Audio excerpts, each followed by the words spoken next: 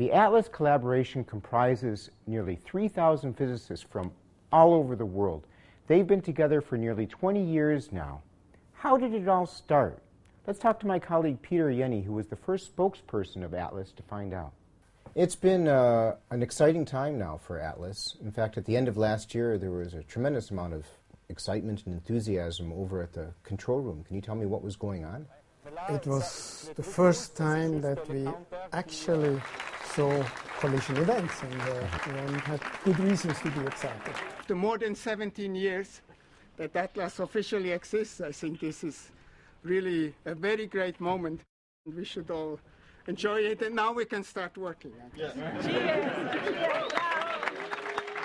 When did ATLAS start? Officially, you can say it was October 1992.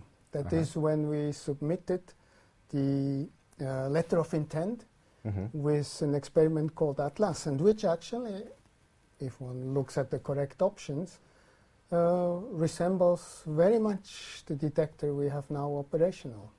But the dream of LHC goes even back further.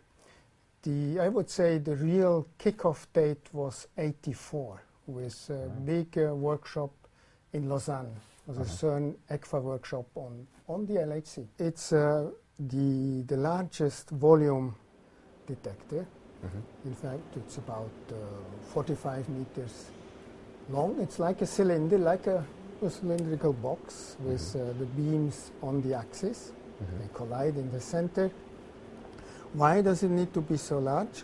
We are dealing with very complex events, also at high energy, which we have never done before in a laboratory.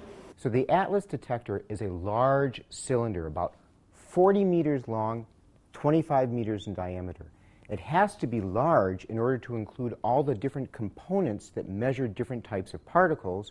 It also has to be large at very high energies to measure the particles with precision. So a very large and very complex detector. Yes. A very large and complex collaboration to go with it? We are maybe almost 3,000 scientists now working on that, spanning all the globe, something like 172 institutions to be very precise, many engineers, technicians, and not to forget administrative personnel had to work on it. So it's a huge community, the ATLAS team. And are they all located here at CERN? Not at all. That would not be practical. No. Most of the people are located in the different universities and laboratories around the globe. Now, very soon, the LHC is going to provide collisions at a higher energy than we've ever had before.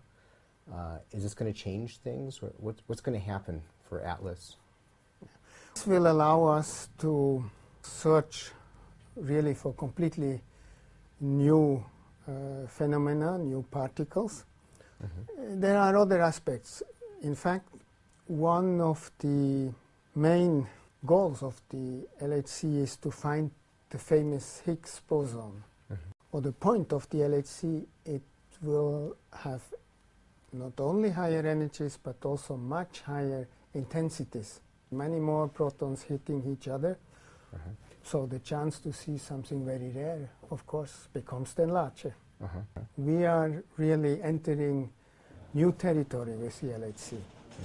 And as an experimentalist, I think this is the most exciting part. There could be something not foreseen yet by theory.